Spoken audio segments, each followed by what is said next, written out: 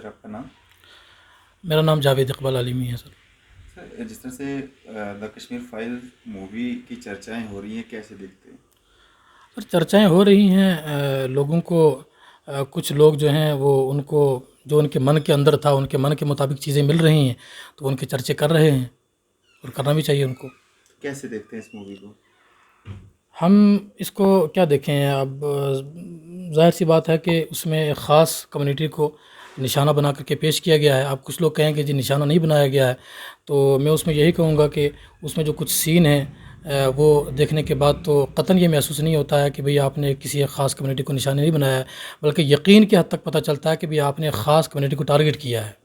جی، تو کون سا ایسا سین تھا جس میں آپ کو یہ محسوس ہو رہا ہے مثال کے طور پر پوری فلم تو ابھی میں نے دیکھی نہیں ہے، اور ایک سین جو گردش کر رہا ہے فیس بک پہ، اس میں دیکھتے ہیں کہ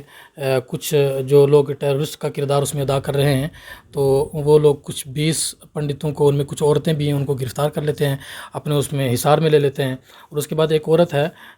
وہ اس کے کپڑے پھاڑ دیے جاتے ہیں۔ پھر اس میں ایک شخص مولوی کا کردار ادا کر رہا ہے، تو اس سے پوچھا جاتا ہے اس عورت کے متعلق کہ مولوی صاحب اس کافر کے بارے میں کیا حکم ہے، تو وہ آگے سے اس کے منہ پر تھوک دیتے ہیں، جس کا صاف مطلب یہ ہے کہ بھئی یہ کسی کام کی نہیں، اس کو مار دو۔ تو اب اس میں ایک ہمارے ذہن میں ایک سوال اٹھتا ہے کہ بھئی جب اس کے بعد وہ سارے کے سارے لوگوں کو وہیں مار دیتے ہیں، 15-20 پنڈت جو بھی تھے ان سب کو مار دیتے ہیں، تو اب ان میں ایسا کون سا گواہ بچا کہ جس نے آج آ کے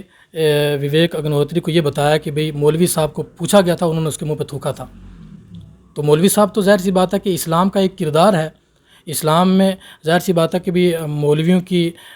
کیا ریپوٹیشن ہے یا کیا ہے یہ تو سب سمجھتے ہیں، تو اب اس میں ایک خاص آدمی کا کردار پیش کر کے یہ باور کرانے کی کوشش کی گئی جی ہاں بھی مولوی لوگ جو ہیں یہ اس طرح کا ذہن رکھتے ہیں پنڈتوں کے بارے میں یا کافروں کے بارے میں، ہندو بھائیوں کے بارے میں۔ جیسے اگر بات کریں ہم، جس طرح سے ایک ویڈیو وائرل ہوا تھا جس میں ایک مسجد کے اندر سے جو ہے مولانا فاروق صاحب کا ایک بیان جو ہے اس کے اوپر جو کارروائی ہوئی ہے اس کو کیسے دیکھتے ہیں؟ وہ میرے خیال سے کارروائی اس پر ہونی نہیں چاہیے تھی، اس میں ایسا جو میں نے اس کو مکمل سنا ہے، جو انہوں نے جو ویڈیو وائرل ان کی ہوئی ہے اس میں کوئی ایسا لفظ نہیں تھا کہ جس پر کسی کو کسی طرح کا کوئی اعتراض ہو سکے۔ انہوں نے پہلی بات تو اس میں یہ کہی کہ بھئی یہ فلم پر بات کرتے ہوئے انہوں نے کہا کہ یہ فلم جو ہے ہندو اور مسلمانوں کے درمیان نفرت پیدا کرنے کے لیے ایک سازش کے طور پر بنائی گئی ہے، تو ظاہر سی بات ہے اس میں کوئی دو رائے نہیں ہے۔ جس طرح کے وہ فلم دیکھنے کے بعد لوگ اپنے ریئیکشن دے رہے ہیں، باتیں کر رہے ہیں، تبصرے کر رہے ہیں، اسے یقیناً لگتا ہے کہ یہ مسلمانوں اور ہندوؤں کے درمیان ایک نفرت کی دیوار پیدا کرنے کی کوشش کی جا رہی ہے۔ اور دوسری بات انہوں نے یہ کہی کہ بھئی 800 سال حکومت یہاں پر مسلمانوں نے کی اور 70 سال تمہیں ہوئے ہیں اور تم ہمیں مٹانے کی کوشش کرتے ہو، تو انہوں نے کہا کہ بھئی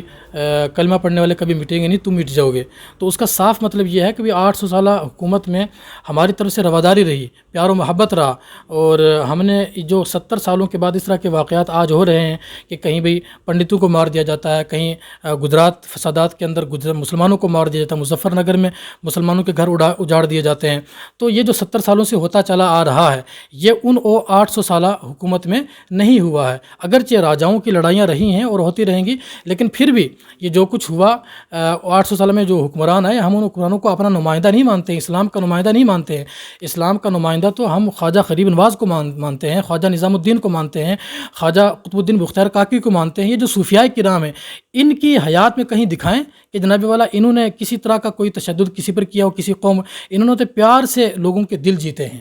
تو ہمارے نمائندے تو یہ ہیں، لیکن ہم ان کو نمائندہ نہیں مانتے، پھر بھی ہم یہ کہتے ہیں کہ ہمارے ان حکمرانوں کے 800 سالہ حکومت میں اس طرح کے واقعات نہیں ہوئے کہ کسی خاص ایک کمیونٹی کو نشانہ بنا کر کے اس کو نقصان پہنچایا گیا ہو۔